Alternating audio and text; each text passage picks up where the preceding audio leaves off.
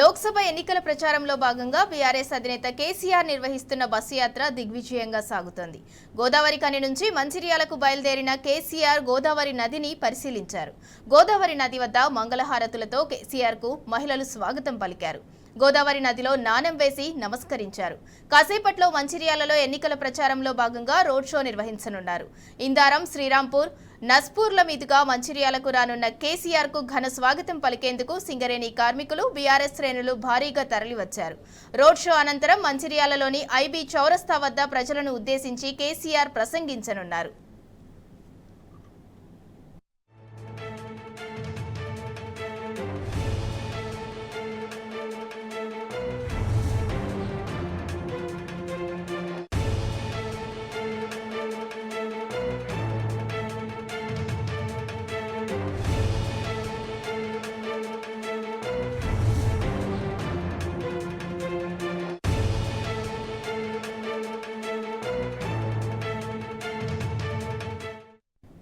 లోక్సభ ఎన్నికల ప్రచారంలో భాగంగా బీఆర్ఎస్ అధినేత కేసీఆర్ మరి కాసేపట్లో మంచిర్యాలకు చేరుకోనున్నారు. ఇక దీనికి సంబంధించి మరింత సమాచారం మా ప్రతినిధి వంశీ అందిస్తారు.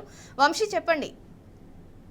కొద్దిసేపటి క్రితము బీఆర్ఎస్ పార్టీ అధినేత కేసీఆర్ రామగుండం గోదావరి కని నుంచి మంచిర్యాలకు బయలుదేరినటువంటి విషయం తెలిసిందే. ప్రస్తుతం ఏదైతే వీరి బస్ యాత్ర అటు ఇందారం దాటినటువంటి పరిస్థితి కూడా మనం చూస్తా ఉన్నాము. అటు గోదావరి కని నుంచి బయలుదేరిన తర్వాత గోదావరి బ్రిడ్జ్ వద్ద ఆగి ప్రత్యేకంగా గోదావరి నదికి పూజలు చేసినటువంటి పరిస్థితి కూడా మనం చూస్తా ఉన్నాము. అక్కడ దారి పొడవునా కూడా మహిళలు మంగళారతులతో స్వాగతం పలికినటువంటి పరిస్థితి కూడా మనం చూస్తా ఉండొచ్చు.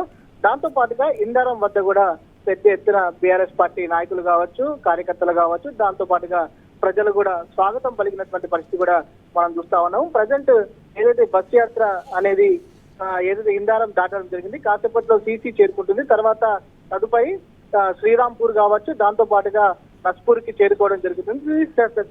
ఏదైతే ఈ రూట్ గుండా అటు జగిత్యాల ఏదైతే మంచిర్యాల జిల్లా కేంద్రానికి చేరుకోవడం జరుగుతుంది. మంచిర్యాల నుంచి రోడ్ షో ప్రారంభమైన తర్వాత ఐబీ చౌరస్తా వద్దకు చేరుకున్న తర్వాత బీఆర్ఎస్ పార్టీ అధినేత కేసీఆర్ అక్కడ ప్రజలను ఉద్దేశించి ఏదైతే ప్రసంగిస్తారు. ఇప్పటికే రోడ్ షో అనేది విజయవంతమైనటువంటి పరిస్థితి కూడా మనం చూస్తా ఉన్నాము. మధ్యలో ఏదైతే ఎలక్షన్ కమిషన్ ఆదేశాల మేరకు 48 గంటలు ఏదైతే ప్రచారానికి గ్యాప్ ఉన్న నేపథ్యంలో కూడా అటు ఏదైతే నిన్న నుంచి ప్రారంభమైనటువంటి బస్ యాత్రకు పెద్ద ఎత్తున ప్రజలు వస్తున్నటువంటి పరిస్థితి కూడా మనకు కనపడతా ఉంది. ఇప్పటికే మంచిర్యాల జిల్లా సంబంధించి కూడా ఐబీ చౌరస్తా వద్ద భారీగా ఏర్పాట్లు చేసినటువంటి పరిస్థితి కూడా మనకు కనపడతా ఉంది. ఇతర ప్రాంతాల నుంచి కూడా పెద్ద ఎత్తున ప్రజలు స్వచ్ఛందంగా తరలి వస్తున్నటువంటి పరిస్థితి కూడా మనం చూస్తా ఉన్నాము. ఏదైతే పెద్దపల్లి పార్లమెంట్ కి సంబంధించి ఏదైతే కొప్పులీశ్వర్ కి మద్దతుగా ఈ బస్ యాత్రను ఏదైతే ఈ ప్రచారాన్ని ఇక్కడ ఏదైతే మంచిర్యాలలో నిర్వహిస్తున్నటువంటి పరిస్థితి కూడా మనకు కనపడతా ఉంది. మొత్తం మీద బస్ యాత్ర అనేది విజయవంతమైనటువంటి పరిస్థితి కూడా మనం చూడొచ్చు. కాకపోతే అంటే దాదాపుగా ఒక హాఫ్ అన్ అవర్ లో మంచిర్యాలకు చేరుకునే అవకాశం ఉంది. Thank you Vamsi.